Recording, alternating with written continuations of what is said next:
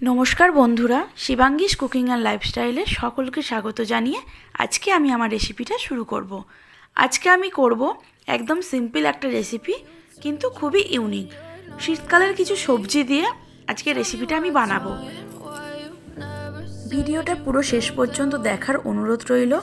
আর তার আগে বলে রাখি, আপনারা যদি আমার চ্যানেলে নতুন হন, চ্যানেলটি অবশ্যই সাবস্ক্রাইব করবেন আর পাশে থাকা বেল বাটনটি অবশ্যই প্রেস করবেন, যাতে কোনো নতুন রেসিপি আসলে আপনার কাছে আগে পৌঁছে যায়। আর যদি ভিডিওটা ভালো লেগে থাকে অবশ্যই লাইক করবেন, শেয়ার করবেন এবং কমেন্টস করে জানাতে ভুলবেন না কেমন হয়েছিল রেসিপিটা। তো চলুন দেখে নেব আমি আজকে রেসিপিটা কিভাবে করেছি।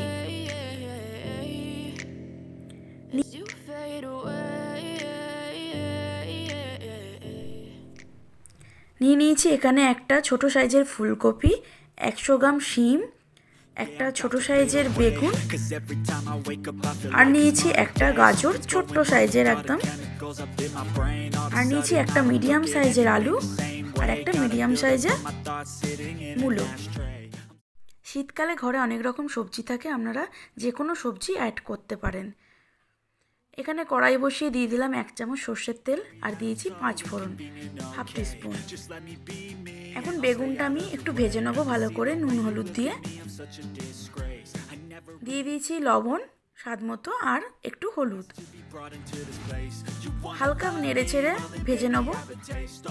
বেগুনের কালারটা একটু চেঞ্জ হলে আমি এটাকে নামিয়ে নেব। দেখুন আমার ভাজা হয়ে গেছে, আমি এখন একটা পাত্রে তুলে রাখছি। এই কড়াইতে দিয়ে দিলাম 2 চামচ মতো সর্ষের তেল। এই পুরো সবজিটাই হবে কিন্তু সর্ষের তেলে। সর্ষের তেলে আলাদা একটা স্বাদ, যে কোনো রান্নায় খুব ভালো লাগে। তেলের মধ্যে দিয়ে দিলাম 2টো শুকনো লঙ্কা।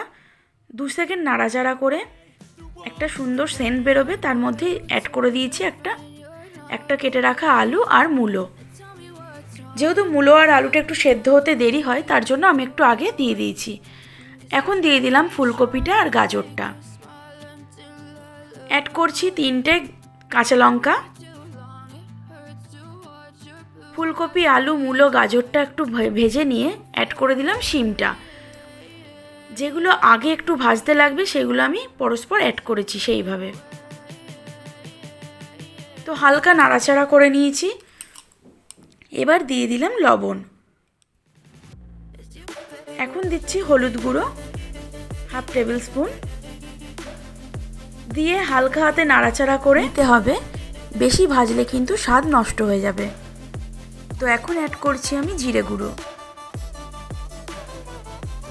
একদম অল্প পরিমাণেই দেবেন, যেহেতু সবজির একটা আলাদা স্বাদ আছে, সেই স্বাদটা কিন্তু বেশি মশলা দিলে নষ্ট হয়ে যাবে। তো এখন অ্যাড করে দিলাম 200 গ্রাম পালং শাক। এই পালং শাকটা হচ্ছে কিন্তু মেন এই সবজিতে। অনেক বেশিও দেবেন না, কমও দেবেন না, একদম সমপরিমাণে দিতে হবে কিন্তু। তো এইটা হচ্ছে মেন উপকরণ এই সবজির। আর একটা উপকরণ আছে, সিক্রেট উপকরণ, সেটা লাস্টে আমি বলে দেবো, আপনারা সঙ্গে থাকবেন। 10 মিনিট পর ফিরে এসেছি। একটু চাপা দিয়ে দিয়েছিলাম, দেখুন পালং শাক থেকে জল বেরিয়ে কতটা কমে গেছে পালং শাকটা। তো এইভাবে একটু নেড়ে ছেড়ে নিয়েছি, আমি পালং শাকটা মিশিয়ে নিয়েছি। যেহেতু সেদ্ধ হয়ে এসেছে, আমি অ্যাড করে দিলাম চিনিটা।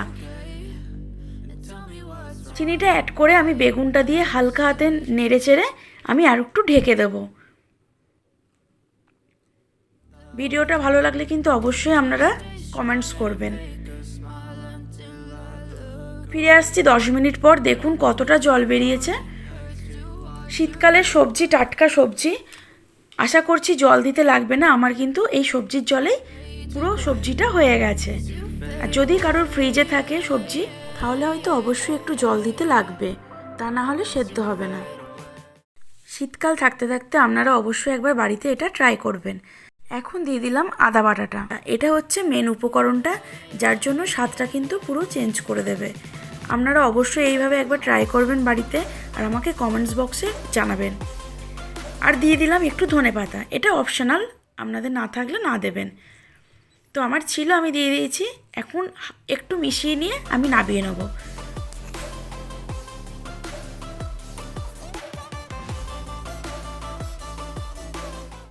জলটা পুরো শুকিয়ে গেছে, দেখুন।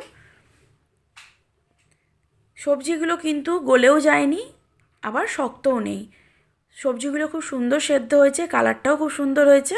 আপনারাও যদি কালার করতে চান আর একটু, তাহলে আপনারা কাশ্মীরি লঙ্কা গুঁড়ো ব্যবহার করতে পারেন, ওটাও অপশনাল, আপনাদের পছন্দ অনুযায়ী আপনারা করবেন। তো আমার একদম রেডি সার্ভ করার জন্য। আমি নামিয়ে নিয়েছি ওভেন থেকে।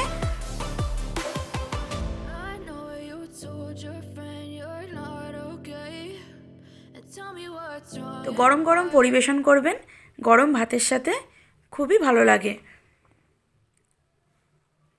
তো ভিডিওটা যদি ভালো লাগে আপনাদের, অবশ্যই চ্যানেলটি সাবস্ক্রাইব করার অনুরোধ রইল, আর বেল বাটনটা প্রেস করবেন যাতে নোটিফিকেশান সবার আগে আপনার কাছে পৌঁছে যায়। আর কমেন্টস করে জানাতে ভুলবেন না কেমন হয়েছিল আজকের রেসিপিটা। আপনারাও বাড়িতে অবশ্যই ট্রাই করবেন, আর লাইক শেয়ার কমেন্টস অবশ্যই করবেন। আর পুরো ভিডিওটাই আমার সাথে থাকার জন্য অসংখ্য ধন্যবাদ আপনাদের।